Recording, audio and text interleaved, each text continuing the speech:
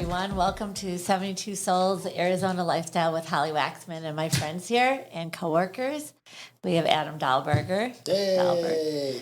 Yeah, 72 I Souls. like that, actually. Yeah, one of my... it's lunchtime. It's lunchtime.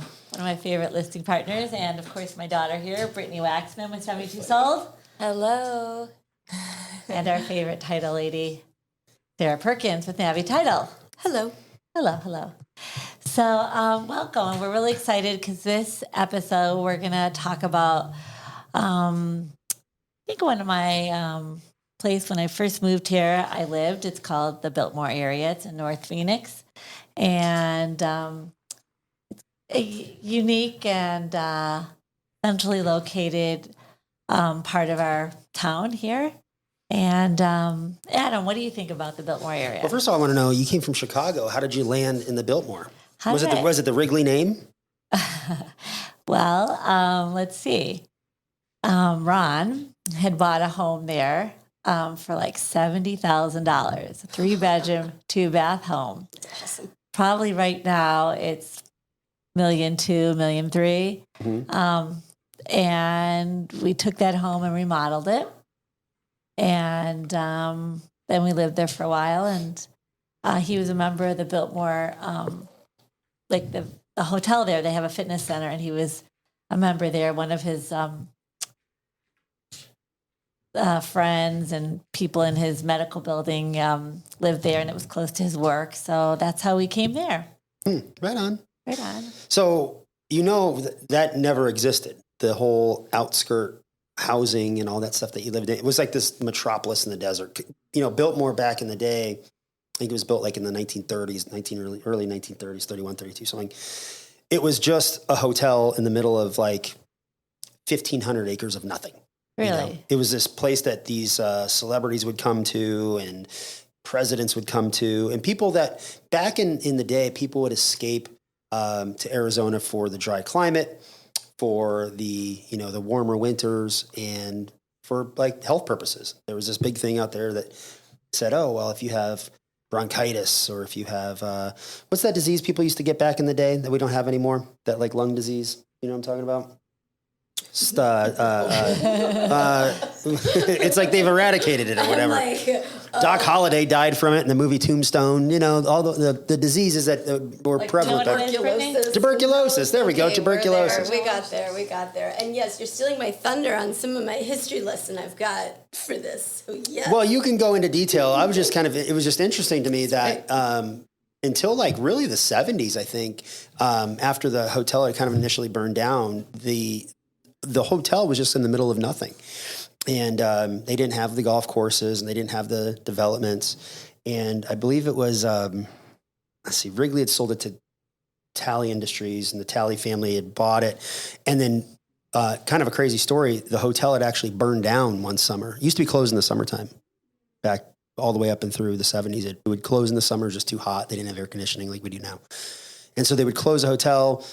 And in the middle of the summer, they were doing some renovation, and the whole thing caught on fire and burned down, right? Wow. There was this big event that was happening at the opening season in September when the hotel would reopen. And they decided, well, we can do one of two things. We can either rebuild the hotel or we can just miss an entire year and try to renovate it slowly. Obviously, trying to, in the middle of summer, renovate it for opening weekend, just a couple of months away when the whole thing was basically just ashes. It was a huge expense. They had crews that were working on it, 3 shifts a day, all through day, all through night.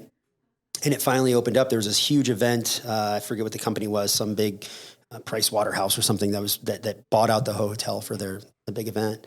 And the story goes, actually, I heard that the day that it opened at like 4 in the morning, 5 in the morning, the hotel was supposed to open at 9 a.m. They were just laying the carpet, like in the lobby. They were just like putting the carpet down. Like it was like to the teeth, right? But they decided that at that point, instead of just renovating the hotel, they would start developing the areas around it. They had bought 12 or 1,500 acres around it. It was just nothing but just dirt. And people would take trail walks and ride their horses and stuff. And this is up to the 70s.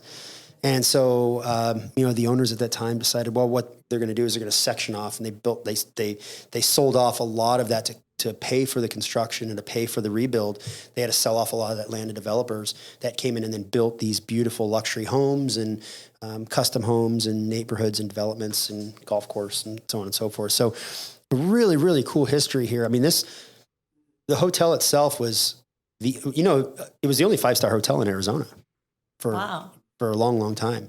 And so that's what attracted a lot of long-term residents that would come, all throughout the winter and spend time here, and like super rich. Because it was a 5-star, you typically had celebrities and presidents and government officials and things like that. And it's a great location, like 10 minutes from the airport, close to downtown. Absolutely, yeah. The original architect, and you can go into this because you're a Frank Lloyd Wright like enthusiast, right? I mean, you're kind of an expert on that. But one of his predecessors was the original architect for it, along with Frank Lloyd Wright. But it was his brothers that actually owned it. Did you know that? The architect, MacArthur, I think his name was his brothers owned the hotel. And they just, it cost so much to build that they actually went into foreclosure and lost it. And the Wrigley family from the Gum bought it at that point and had it all the way up and through the 70s. Yeah. Interesting. And so they had it, and Wrigley was a big name, and that's how they got kind of popular with the celebrities, and people wanted to come be around them because of their extreme wealth. And they were kind of like at that point in our history, they were some of the richest people in our country. So, and they would hang out here. They built their mansion right on the end of it, their big house, and they would just hang out at the resort. And so people wanted to rub elbows and be in the same room as the Wrigleys, and they had it all the way up until the 70s. And at that point, they sold it off, and that's when it burned down. And then a company, I believe, was called Talley Industries. Tallius and West. Tallius, the yeah. architects are the ones that would have redone it. Yeah. So they bought it and developed what we have now as the Biltmore, and it's still probably one of like the wonders of Arizona. I mean, just the beauty of it, the design of it. It's not super luxurious like you would expect something like in Vegas or, like it's a Waldorf in New York, although it is now owned by Waldorf in New York, but it's just, you walk in and there's just something special about it. There's a lot of history there. I think it's like quiet, elegant. It's one of those, it's one of those peaceful, quiet elegance. Yeah. Mm-hmm. But they got great water slides and good pool. Yeah. And $12 pitchers of iced tea if you're interested. Hang out by the pool for the summer. Right. Beautiful. No, it's a beautiful hotel. It's a wonder of Arizona.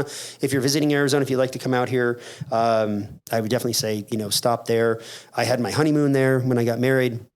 We spent some time there, and they have every weekend they have something going on, classic car shows and big events. They have one of the best known buffets in all of Arizona. If you're a foodie person, you come down the entire, I think it's Saturday and Sunday. They have this it might be an acre of space just like dedicated to food and buffet. And so very, very cool. But I don't know. I'm just scratching the surface. Sarah, go ahead. I mean, it's just, it's fun to think about because you're right. It is this really special place. And as you come to Arizona today and you can recognize that, and, a lot of things here are newer. And so when you kind of dig in and find some of the older history that is, what created Phoenix and, the lifestyle we have today is based on some of this, history. And absolutely, Frank Lloyd Wright was an architect, and he did a lot of design work, and he actually helped with some, I think it was like a ranch further south of here. And then his doctor said, hey, you need to go somewhere dry. And he remembered Arizona. And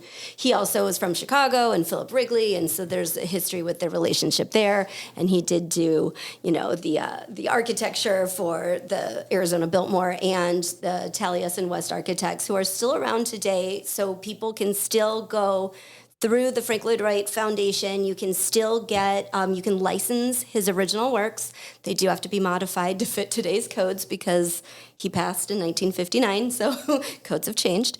And there are current architects that you can do new designs with, and they follow the kind of organic architecture style that Frank Lloyd Wright created. And you see a lot, because we've got a ton of Frank Lloyd Wright architecture all over Phoenix and Scottsdale. It's really cool. And it's all about having it fit within the area. It's, organic architecture, so the building fits or belongs, within the landscape or within the views. And so you can really see that and feel that at the Arizona Biltmore. You can see it on the, in the landscaping and the grounds. And it's the way it was intended to be, almost 100 years ago is still as it is today. And it is, this magical place. So, yes. Yeah, the influence of Frank Lloyd Wright in that building is unprecedented. I mean, so he's got such a unique look as far as his architecture, right? It's not glamorous, it's not fancy, but there's something about it hits you in your soul a little bit, Yeah. And the Biltmore itself, it's concrete and almost like an Adobe looking type thing, but the lines and the things, it hits you in a different way. There's still a speakeasy in there, hidden speakeasy that they had back during Prohibition. One of the reasons people used to come out. Yeah. So Brittany, you went to the Frank Lloyd Wright School of Design for a while. What do you know about that? What can you share with us? I used to go to the summer camps there. It was so fascinating. There was only a certain group of us. There was only I think 7 to 10 each summer that were allowed to do the summer camp. So it was so fascinating, and you got to go into their house that he was actually in and living in for his final few years. And his doctor was alive back then, of course, when I was a kid. Dr. Joe. And, Dr. Joe's daughter was the one, I believe, who was there with everyone, guiding everyone through the house. His family almost took over this house, and it was really wonderful. And it was so fascinating. He really looked around, Frank Lloyd Wright looked around in his surroundings and said, you know what? What are the colors nearby? It was red. And, he would see the different types of rock colors he would have, in Sedona, the red rock and everything like that. And so he really took that into consideration with every single one of his designs and incorporated it. But even just, that was one part of it when you were learning about Frank Lloyd Wright and everything, and you would get to, part of the camp was you get to create your own Frank Lloyd Wright design, and there'd be a bunch of architects nearby to help and everything. But it was more so fascinating how, it's also Frank Lloyd Wright designs and the Biltmore and everything is known here in Arizona, but I remember during the summer sometimes Ralph Lauren, Armani, they would have photo shoots in the house. And it was a regular summer camp day, but hey, we can't go in this part of the house because Ralph Lauren is shooting their, campaign here, or some sort of magazine. Vogue was there a few times. It was, really cool stuff. And, no one was actively, I don't think there was not a lot of people actively living in the house, but it was just fascinating to see the people that would come by and you'd get to enjoy. Yeah, you get to enjoy it, and it really, they were living on this top of the mountain. You had to drive up a dirt path. I think it's still a dirt path this day up to the top of a mountain. It's in North Scottsdale and Frank Lloyd Wright. Taliesin West. It's still a place you could go tour it. They have they've had schools there. They've had I lived there when I first moved here. Yeah. I wonder if you were in camp when I was there. That's crazy. But it's just it's a crazy place. And when they initially created it, it was on the top of the mountain, and you could see just desert. Phoenix was so far away you couldn't even see the lights from Phoenix. So if you saw any headlights coming in, they were going to Taliesin West. And now when you're up there, you see all of Scottsdale, you see Phoenix, you see everything. And it's hard to imagine having nothing out there when they initially built that place. Yeah, and I think he had this whole idea, of course, as Arizona got very modern, power lines needed to come into place. And power lines needed to come by and help give power to people in North Scottsdale, Troon, Cave Creek, all the way up. And so we have to have these power lines. Yeah. And so Frank Lloyd Wright, I've heard this story before when I was in camp, they wanted the power lines. He really, Frank Lloyd Wright put all this work together to get the power lines to be underground. But of course that would have been quite a bit of work. And that actually, I think he gave that idea to the town of PV, and PV did that. Isn't that true? Yeah, that, and, he went to the president. He was so angry. He kept going up and up and up, being like, they need to take these power lines down. He ended up going to the president, and the president was like, I don't care. Yeah. The power lines are still there. Yeah. Yeah, because, I'm sure as the power lines were coming up, when he was seeing them come up, I'm sure he was like, this is obstructing my view. He changed the views he changed the direction that some of the buildings were facing, or the, highlight or focal point of the rooms, to look away from the power lines. Yeah. What I was impressed about it, just the camp, Brittany made a model of it, but she made her dream home. And Brittany loves to swim, and she had a master bedroom with her own pool in the bedroom. I love it. Yeah. It was good times as a kid. No, I definitely would never do that. Just the pool surrounds your bed like a moat, you know? I honestly, like, if I think about it, money is not an option. I would probably like have a house and then a pool, like a center area with like maybe a koi pond or something. But like you need someone there 24/7 to probably manage the koi pond. And yeah, so. A fireman's pole that goes right from the bedroom down to the pool area. No, I would want a one-story house. Yeah. A one-story house. Well, it's hard to do on a mountain. It is. Hard to have that single story. Hey, a funny fact about the Biltmore, I remember hearing, I just remembered, the song White Christmas was written there? Really? Out at the pool? Yeah. Because it used to be closed in the winter. In the summertime, people would come there in the winter to avoid like the winter. And whoever the guy that wrote White Christmas, I forget his name. Bing Crosby. No. Yeah, he sings it. What is the guy's name? But yes, I did know. Irving Berlin was the original artist who sang it originally back in like the 50s or 40s or whatever. But he wrote that sitting out at the pool. He missed Christmas where he was. He's like, this is like the desert. This just doesn't feel right for Christmas. And You're amazing, Adam. He penned that song at the Biltmore. So whenever you hear it, Christmas season, you'll remember just a little piece of history here of Arizona, the Arizona Biltmore, where you used to live. Makes sense to me. It was the first couple of Christmases here. It took me a minute to get used to, growing up in Chicago and having like either a brown or a white Christmas. Right. It was different here. But it was, now I like it, and especially seeing cactuses decorated. I love that. What does it cost to stay at the Biltmore for a night? Let's look. If I wanted to book a room in right the now. summer, it's not bad. In the winter, Like a staycation. It gets higher. And then, of course, Arizona Biltmore. Let's see. If we wanted to book a room, okay. Let's see. Check availability. When do you want to go? This weekend? Sure. How about Friday through Sunday? So let's see. Today is you were booking. Friday. We'll leave Sunday. Done. 2 nights. All right. Let's take a guess. $2,000. High, low. Which one, Adam? Hold on. It's not giving me the prices yet. Okay. Here we go. Your guess? This is for ice cream after the podcast right here. $2,000. $2,000. Okay. Brittany? For how many nights again? 2 nights. 2 nights. Check in on Friday. We leave on Sunday. I think $1,500. $1,500? $1,200. I have no idea. You're the closest, right? $809 for 3 Look at nights. us. Wow, it's Yeah. bargain. Yeah, because it's still, great pricing here in Arizona. Now, we could get for $809, right, for 2 nights. Now, come season, you're probably right. It's probably $1,000 a night. But look how beautiful the rooms are. They're beautiful. Yeah, they're beautiful. It's a beautiful area. It's so nice, yeah. And they still have water slides. We could race. Don't have a lazy river at the Biltmore. They should put one in, I think. That's But- right. Funny. So I won't be staying there next summer on my journey. So what's next? Are you selling homes in the Biltmore? Do you have zip codes out there? Do you have homes to buy? We have homes to buy. We do not have homes to buy in the Zip Biltmore, but we have in North Phoenix. But we all can have access to homes in the Biltmore. Sean does a lot there. But there's lots of condos and custom homes, and they're a lot of they have a lot of older homes that they've renovated and made really charming.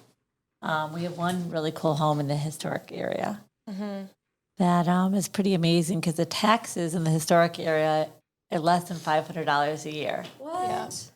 Wow. Yeah. I didn't know that. $500 a year. Now, coming from Chicago, where your taxes were like $12,000 a year. No, like try 20,000, right? Yeah, For a house? Like a lot.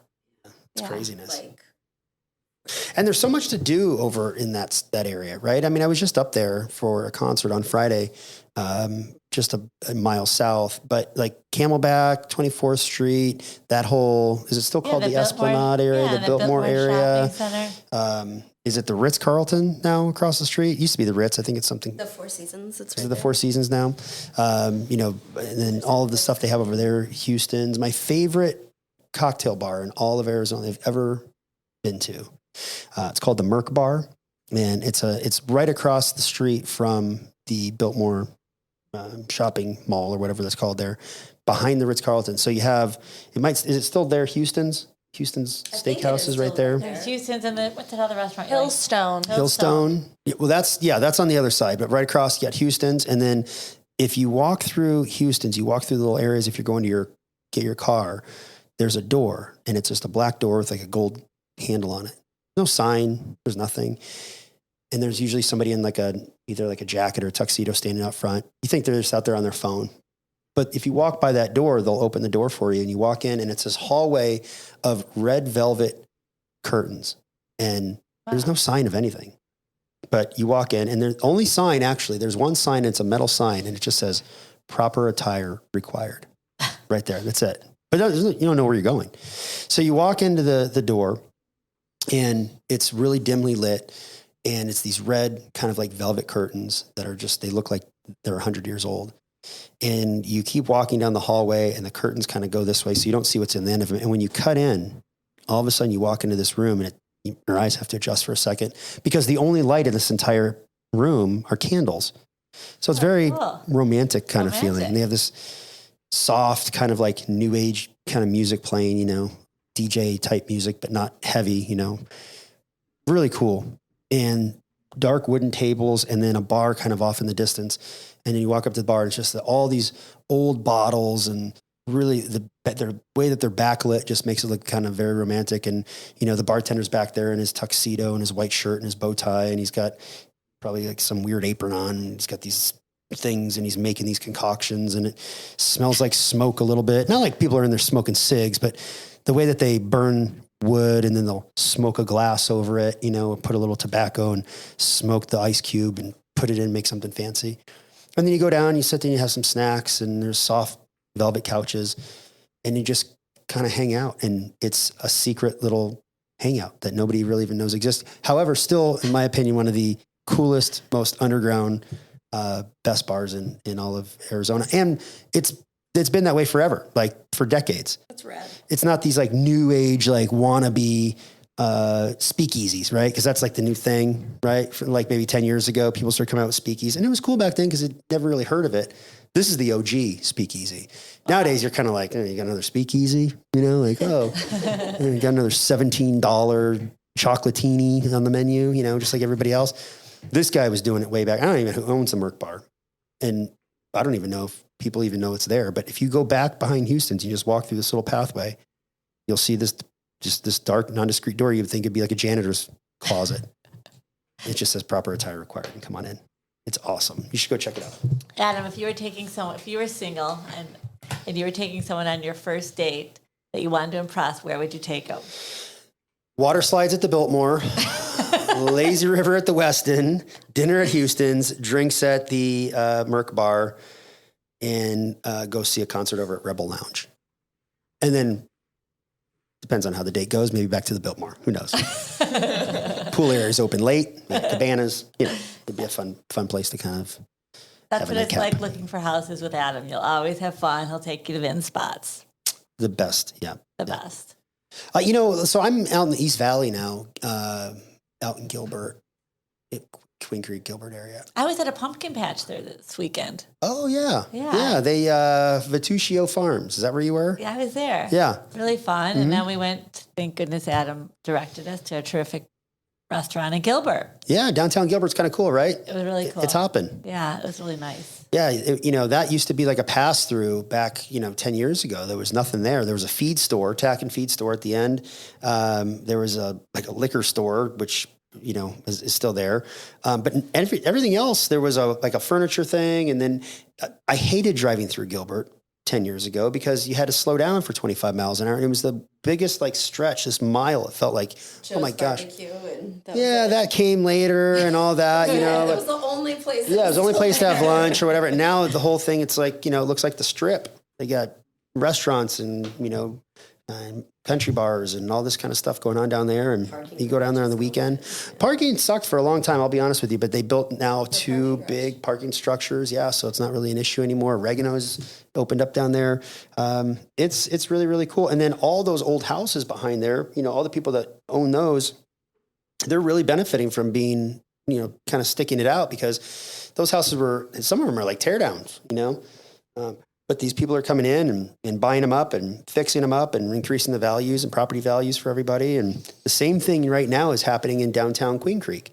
So we have some homes for sale. If you're interested in more of the East Valley area, you know, there's this big development coming in the downtown Queen Creek area, which, you know, if you can think of downtown Queen Creek, it's kind of difficult for people that don't live out there, but you have the old Norton's Corner and you have like the downtown strip. A lot of those old houses have been converted into businesses and insurance, you know, little insurance guys and Circle K's and blah, blah, blah, blah.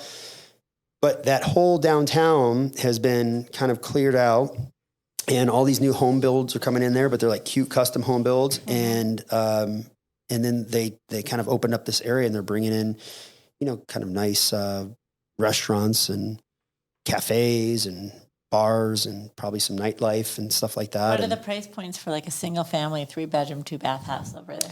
Well, you can still get them at this point kind of inexpensive if you're looking at the older stuff, you know, under 400. Some of the new developments are probably in the 400 to 600 range. But they're, you know, they're big, right? They're 1,800 square feet, you know, fully built out, brand new. And I mean, what else are you going to find under that now anyway? That's pretty much your starting price, you know, for a new home here in Arizona. Unfortunately, but what you're getting is not only, you know, just a home, it's a home that's someplace where there's things going on, right? I mean, you could buy a home less expensive if you want to go to Florence or if you want to go to Casa Grande or if you want to go to way out in Santan. And that's fine for people that are coming here to maybe retire, and we welcome the retirees.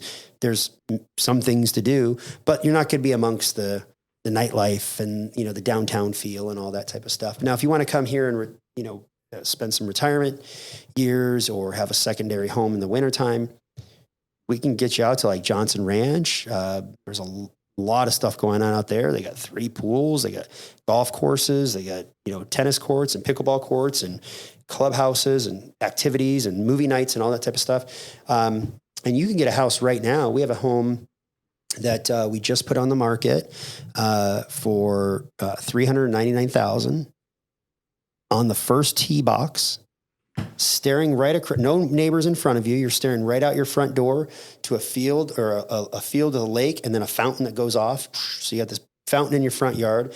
You have the first tee box, and you're not getting golf balls in your backyard because they're shooting the other way, but golf course on your back, and you're like maybe 100 yards away from the clubhouse. So every Friday, Saturday night, they have live music. They do fish fries on Fridays. They do events pretty much 7 days a week. So you can walk, get in your golf cart, walk to the clubhouse, watch people tee off out your backyard, have a beautiful fountain in your front yard, and you're kind of right at the end of the block, so you're not getting any traffic or anything like that. It's just, I mean, the value is there for somebody that wants that kind of peaceful retirement lifestyle. Yeah. Oh, that's nice. Brittany and I are more like in the city, like as a central Phoenix area near like PV Mall, that new development. What is that going to be like, Sarah? It's really interesting that they're bringing in, it's supposed to be like a very healthy lifestyle. So there's going to be active things, probably not just like gyms, but active, you know what I'm talking about? Like yoga studios and then pickleball and the other small things coming in, healthy restaurants, healthy grocery stores. There's going to be some apartment complexes that are coming in, you know, kind of high-end apartment complexes that are all going to be focused on like healthy lifestyle and having good options there, tennis courts and stuff. And then I've been reading about some kind of award-winning restaurants and bars and stuff coming into that. It's not just, you know, it's good to be healthy and stuff, but it's also good to have fun. So it's not just the healthy thing, but, you know, that are bringing in more nightlife. So they want it to have like live and play and be healthy in the same place. Yeah, so that's the area that Brittany and I are mostly working in. And we've got some, like a family right now, they want to move to near Chandler, near Adams area, but they have a great home in that area and really well maintained and the 500s. Probably, how big is that house? It's 17 bedroom. to 1,800 square feet. Yeah, 3 bedrooms, 2 bath. So we've got lots of options. Yeah. Yeah, you just got to pick which side of the valley suits you best. You know, here's the good thing about Arizona. No matter what quadrant you pick, whether it's the Northwest Valley, Northeast Valley, Scottsdale, Southeast, Southwest, if you want to go way out to Phoenix, you know, Buckeye, Goodyear, whatever, like section. There's maybe like 5 quadrants really, until you get into things like little diversified PV. That's its own like little world in there. But wherever you go, and people go to PV, by the way, they don't want what we have, right? They want just like peace and quiet and private. They don't even have like street lights. They don't have power. It's very nice. Yeah, too. it's very a nice. Community. I mean, if you want a $6 million home, you go to PV. But if you want like a normal world home that you could raise a family in, and you have parks and you have grocery stores, you have like within a 5-mile radius of your home, you have everything that you would ever need in your life. Do they have gas stations in PV? I don't think they do. They don't have a gas station. No, in PV. they have. Find one.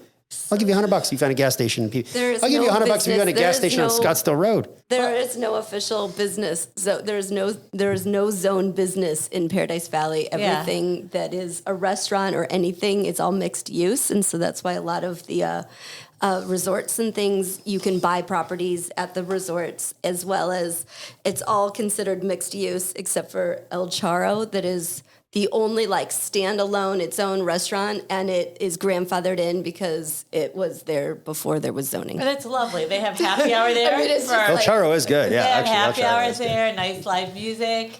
Yeah, I might go there for lunch today. Charro. They have margaritas. Ooh, margaritas. Margarita Monday. What is today? Today's Wednesday. Margarita Wednesday.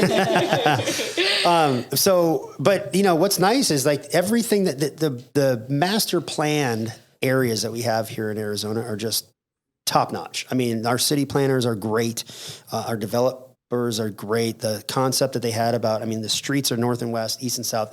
The layout here was probably the culmination of everything that every other city in this country did wrong.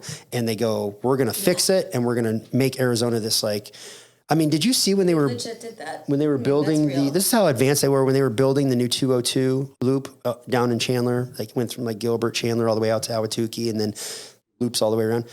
I watched them build this thing. It took them like a decade to build this thing. I lived out there.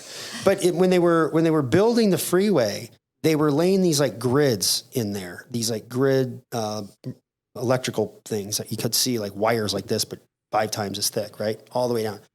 You know what that was? What was that? They were preparing for when electric cars would be able to self-charge and whatever down the road. They were so forward thinking 10 years ago. They knew that electric vehicles were going to be a thing coming down the road. And they built these freeways with power grids within them so that when cars went over to full electric, they would already have a power grid built in. They wouldn't have to come back and redo it down the road. Wow. Just the forward thinking of what we have going on out here is like, we're kind of living in the future. You know what I mean? Like we really are. But it's great. So we want to welcome everyone to contact us and come visit and have fun with us here in Arizona. And thank you all for joining. And we look forward to talking to you again next week. Bye for now.